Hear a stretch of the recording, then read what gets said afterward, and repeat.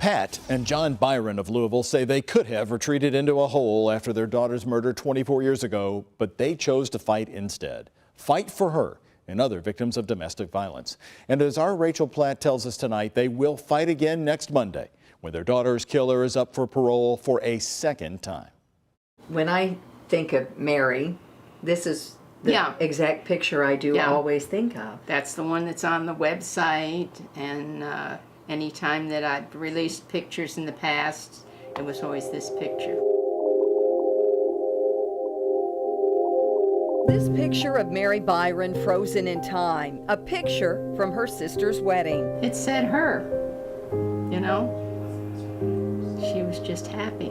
It's how her parents, Pat and John, remember her. She'd be 45 years old now. I remember her as she was, not as she would be today. Mary Byron murdered outside JC Penney at the Mall St. Matthews on her 21st birthday. Shot to death in her car, balloons from her workplace sitting next to her. The man convicted of killing her, Donovan Harris, is up for parole. Mary's parents will do everything they can to keep him in prison. I just want him to know that this man took something very precious from us that can never be returned. We believe he's a very dangerous person, and if out, it'll be a matter of time before he hurts someone else. Mary Byron knew her killer, and so did her parents. He was a former boyfriend who had kidnapped and raped her. The Byrons thought he was still in jail. So did Mary. She had not been notified. We knew there was a big gap in our system. Marcia Roth helped bridge that gap. She worked for then Mayor Dave Armstrong. 1 year after Mary's death, Vine became a reality in Louisville. Victim information and notification every day. The inmate you registered for has been released to home incarceration. It would now be used by victims in 48 states, and it's just quite astonishing. I mean, to think it all started here. It all started here. And that's the pen that Paul Patton signed it. So this has huge significance for you. Yeah. I mean, this is the whole thing that helped save other people now. Yeah, definitely. The state of Kentucky would also sign on, and the Byrons would find themselves on a national stage. They couldn't save Mary, but they could try to save other victims of domestic violence. I still hear many stories about Vine and people who believe that Vine has either kept them from harm or maybe even saved their lives. If I had crawled in a hole,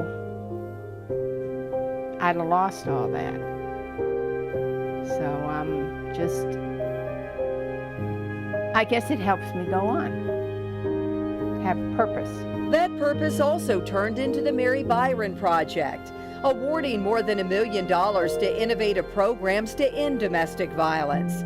Mary's face, and now Pat and John Byron's faces, synonymous with loss, but most importantly, courage. When you look at Pat Byron and you look at John Byron, the integrity and the truth that they have inside them when they talk about how this crime affected them can't be discounted. They are a force and the voice for their daughter and others.